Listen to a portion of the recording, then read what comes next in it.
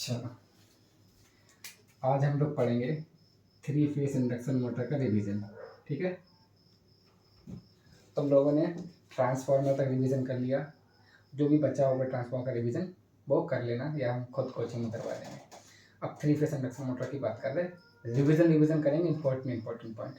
ठीक है, पहला, थ्री फेस इंडक्शन मोटर की अगर बात की जाए तो इसमें स्टेटर पे सप्लाई कौन सी होती है और रोटर पे सप्लाई कौन सी होती है, ये क्वेश्चन पूछा जाता है।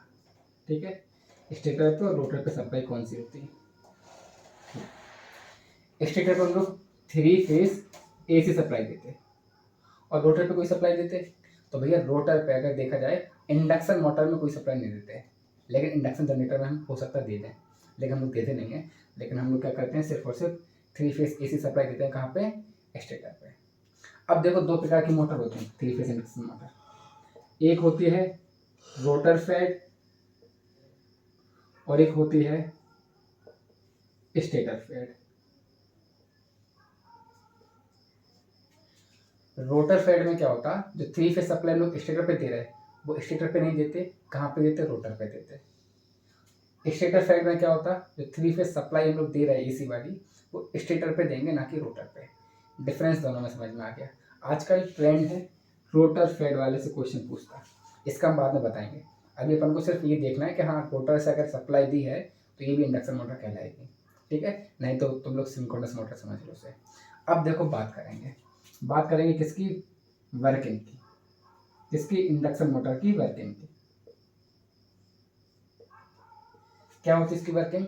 हाँ, इसमें क्या होती है, एक थ्री फेस बाइंडिंग होती है स्टेटर पे। उस थ्री फेस बाइंडिंग में हम लोग क्या करते हैं, थ्री फेस सप्लाई देते हैं। अब जब थ्री फेस सप्लाई दी तो आरएमएफ आता है, रोटेटिंग मैग्नेटिक फील्ड, जिसको हम लोग फाई आर यानी रिजल्टेंट फ्लक्स बोलते हैं। मैग्नीट्यूड कितना होता है? 3/2 फाई एम, यानी कि 1.5 फाई एम। किस स्पीड से घूमता? तो सिंक्रोनस स्पीड से घूमता है। ठीक है, किस डायरेक्शन में घूमता है तो तुम लोग को पता होना चाहिए, हमने एंटी क्लॉकवाइज डायरेक्शन में बताया था। तो ये किसकी बात है? इंडक्शन मोटर की बात की हमने। ठीक है, देखो होता क्या है, स्टेटर पर हमने एसी सप्लाई दी। एक बार जल्दी से वर्किंग बता रहे, स्टेटर पर हमने एसी सप्लाई दी, एसी इंड्यूस ईएमएफ हुआ, सॉरी ईएमएफ इंड्यूस हुआ, एसी का रोटेटिंग मैग्नेटिक फील्ड इंड्यूस हुआ। कहाँ पर? एयर गैप में। एयर गैप में इंड्यूस हुआ, जिसे हम लोग रिजल्टेंट फ्लक्स या फिर रिजल्टेंट मैग्नेटिक फील्ड या फिर रोटेटिंग मैग्नेटिक फील्ड ये बोलते हैं। रोटेटिंग मैग्नेटिक फील्ड का magnitude 3/2 phi M, speed NS जिसे बोलते हैं सिंक्रोनस स्पीड। ठीक है, अब जैसे ही हमने क्या करा, ये रोटेटिंग मैग्नेटिक फील्ड घूमने लगा, ये किससे कट करेगा? रोटर से कट करेगा। और रोटर पे क्या है? बाइंडिंग है। तो रोटर पे क्या होगा? बाइंडिंग है, तो रोटर पे क्या होगा हमारे पास? कट होगा ये। और जब ये कट होगा तो उसमें ईएमएफ इंड्यूस होगा।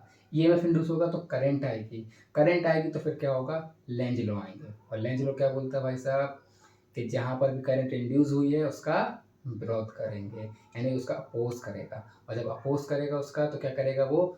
उसकी उल्टी डायरेक्शन क्या लगाएगा? टॉर्क लगाएगा। जब टॉर्क लगाएगा तो क्या होगा? रोटर घूमने लगेगा। ये थ्री फेस इंडक्शन मोटर की वर्किंग है। अब बात करेंगे हम लोग इसके आगे। ये तो वर्किंग समझ में आई। एनएस का फॉर्मूला होता है 120 इंटू फ्रिक्वेंसी यानी F/P। ये एनएस का फॉर्मूला होता है। ठीक है, अब हमने बात की थी यहाँ पे इंपॉर्टेंट चीज की एक, जिसकी हम बात कर रहे हैं, कि हमने बोला स्टेटर होता है इसमें स्टेटर। तो स्टेटर की अगर हम स्पीड लिखेंगे तो स्टेटर क्या होता है? स्टेशनरी पार्ट होता है, तो वो घूमता नहीं है, तो वो उसकी स्पीड क्या हो जाएगी? 0। अगर हम बात करेंगे स्टेटर मैग्नेटिक फील्ड की, स्टेटर मैग्नेटिक फील्ड शॉर्ट में लिख दे रहे हैं SMF।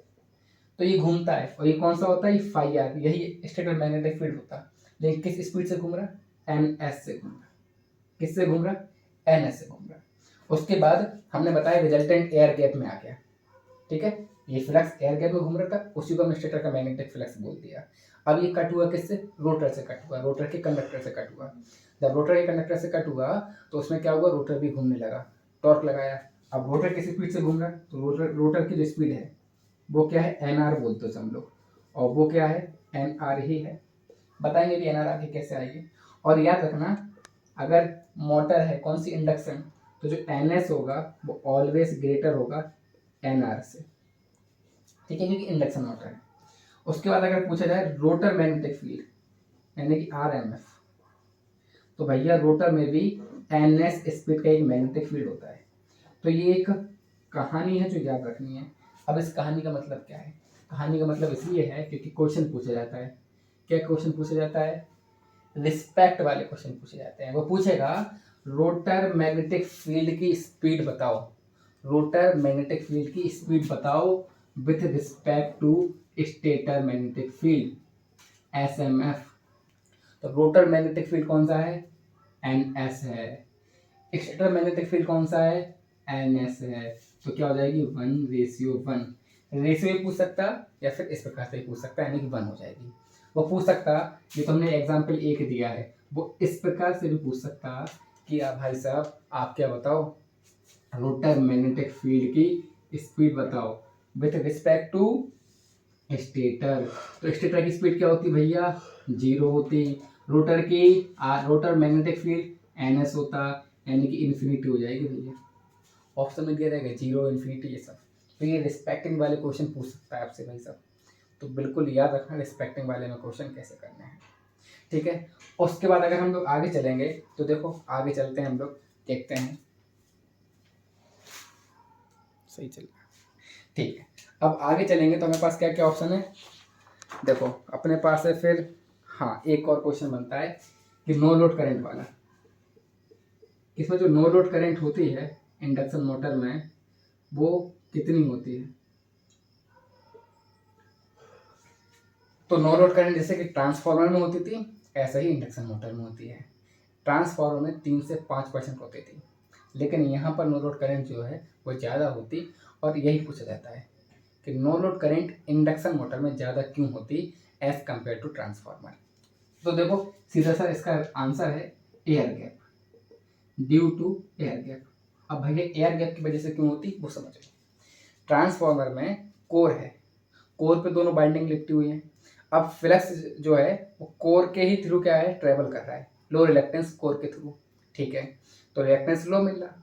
इंडक्शन मोटर में है, इंडक्शन मोटर में स्टेटर पे सप्लाई दी हमने, स्टेटर पे सप्लाई दी हमने आपको, स्टेटर पे आरएमएफ उत्पन्न हुआ और फिर वो कहाँ जाएगा, एयर गैप से जाएगा। एयर गैप मतलब रोटर और स्टेटर के बीच में खाली स्थान है, उसे बोल रहे एयर गैप। उसका रिलेक्टेंस क्या है, ज़्यादा है, एयर गैप का रिलेक्टेंस ज़्यादा है। अब रिलेक्टेंस ज़्यादा होगा तो हमारे पास फॉर्मूला क्या पढ़ना है, फ्लक्स बराबर एमएमएफ अपॉन रिलेक्टेंस। रिलेक्टेंस ज़्यादा है तो फ्लक्स कम हो गया। और ट्रांसफार्मर ही पढ़ा है हमने कि B समानुपाती φm समानुपाती Im समानुपाती V/F। वहाँ पर तो ये फ्लक्स कांस्टेंट होता था, लेकिन यहाँ पर भी हमें फ्लक्स क्या चाहिए, कांस्टेंट चाहिए। हम होता नहीं, लेकिन हम चाहते हैं कांस्टेंट फ्लक्स मिले ताकि हमें दिक्कत ना हो। तो इसे कांस्टेंट फ्लक्स करने के लिए क्या करना पड़ेगा, फाई को बढ़ाना पड़ेगा। फाई तो घट रहा है, फाई कैसे बढ़ेगा, तो आपको मैग्नेटाइजिंग कंपोनेंट बढ़ाना पड़ेगा, Im बढ़ाना पड़ेगा आपको। और Im बढ़ाना पड़ेगा तो Im क्या क्या होता है, आई नॉट में देखो 2 कंपोनेंट होते हैं, IW plus Im, phasor sum या वेक्टर सम होता है। Im बढ़ी तो आई नॉट बढ़ जाएगी। समझ में आया? आई नॉट ज़्यादा क्यों होती है, ड्यू टू एयर गैप, सीधा सीधा आंसर है। और एयर गैप कैसे फर्क डाल रहा है इसमें, सबको पता चल गया। आई नॉट बढ़ गई लेकिन कितनी हो गई, तो भैया इसमें आई नॉट पता कितनी होती है, 20 से 40% होती है फुल लोड करंट की। बताओ, ट्रांसफार्मर में 3 से 5, इसमें 20 से 40% हो रही थी। तो ये इंडक्शन मोटर का एक स्क्रीनशॉट ले सकते हो तुम लोग, स्क्रीनशॉट ले लो इसका। चलो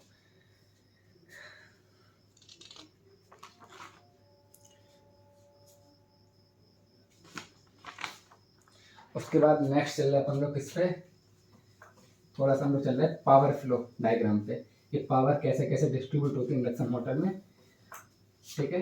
चलो आगे चलते हैं।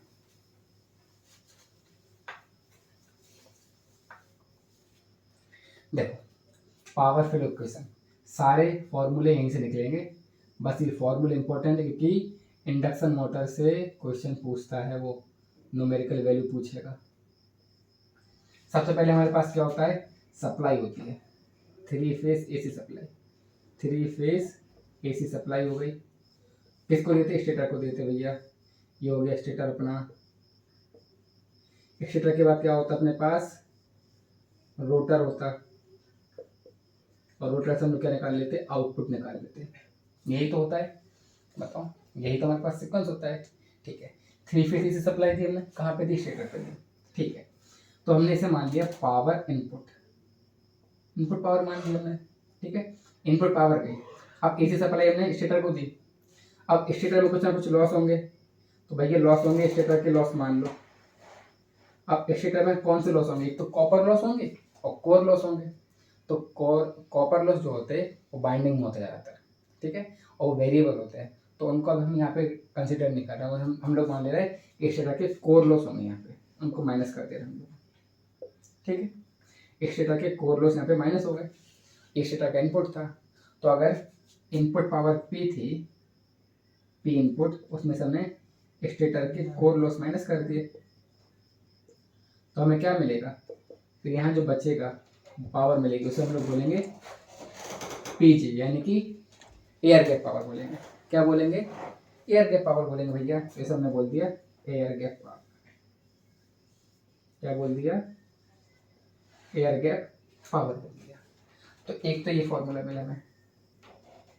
ठीक है, अब देखो जो एयर गैप पावर जो है वो ही क्या है, रोटर का इनपुट है। जैसे हम लोग क्या बोल सकते हैं, इसी को हम लोग बोल सकते हैं रोटर का इनपुट, रोटर इनपुट पावर। बोल सकते कि नहीं बोल सकते, बिल्कुल बोल सकते। रोटर इनपुट पावर बोल सकते कि नहीं बोल सकते, बिल्कुल बोल सकते हैं। ठीक है, अब यहाँ पे रोटर इनपुट पावर की अगर हम बात करें, रोटर इनपुट पावर, अगर इसमें से हम लोग रोटर के लॉस घटा दें, रोटर की लॉस घटा दे रहे हैं, तो क्या मिल जाएगा हमें, यहाँ पे जो आउटपुट मिलेगी उसे बोल देंगे हम लोग मैकेनिकल आउटपुट। क्या बोल देंगे, मैकेनिकल आउटपुट। तो हमें क्या मिल गया, मैकेनिकल आउटपुट मिल गया। ठीक है, ये हमें एक और फॉर्मूला, एक फॉर्मूला ये मिल गया, दूसरा फॉर्मूला ये मिल गया। ठीक है, और अगर हमसे पूछे, वो क्या पूछे, डेवलप पावर या साफ्ट पावर पूछे, क्या पूछे, साफ्ट पावर पूछे, डेवलप नहीं साफ्ट पूछे, साफ्ट पावर।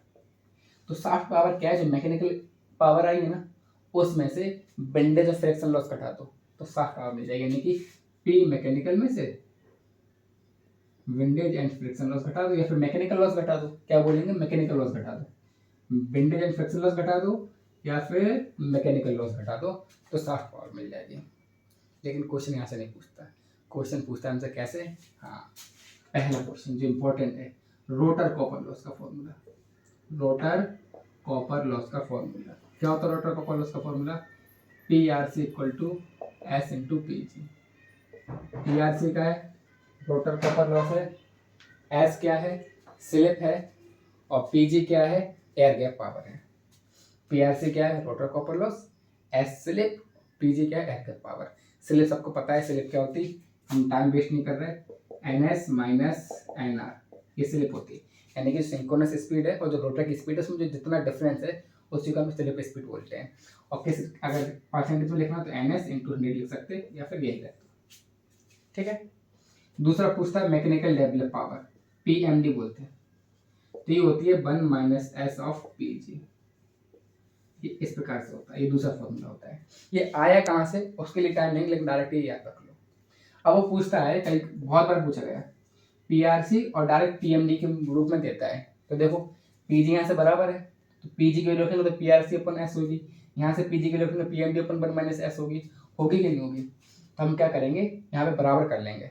ठीक है, तो पीआरसी यानी कि rotor copper loss upon S बराबर mechanical develop power upon 1 minus S, या फिर रोटर कॉपर लॉस अपॉन में मैकेनिकल डेवलप पावर बराबर हो जाएगा एस अपॉन 1 माइनस एस।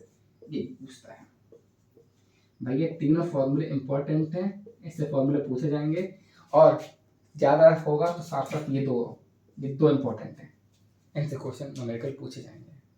ठीक है, आई थिंक वीडियो ज़्यादा टाइम की हो गई होगी, तो इसमें थोड़ा सा इतना ठीक है, बाकी अपन लोग आगे पढ़ लेंगे। जैसे टॉर्क इक्वेशन हुआ, टॉर्क इक्वेशन इंपॉर्टेंट है, आजकल टॉर्क इक्वेशन से सवाल उठा रहे हैं। स्टार्टिंग टॉर्क पूछता, फुल टॉर्क पूछता है, फुल लोड पे टॉर्क पूछता, मैक्सिमम टॉर्क पूछता, मैक्सिमम टॉर्क क्या करस्पेंडिंग स्लिप पूछता, स्टार्टिंग टॉर्क में एस की वैल्यू क्या होती, low slip region, high slip region, ये सब पूछता। तो ये हम लोग आगे की वीडियो में पढ़ेंगे, अभी सिर्फ इसलिए क्योंकि वीडियो ज़्यादा बड़ी हो जाएगी। ठीक है।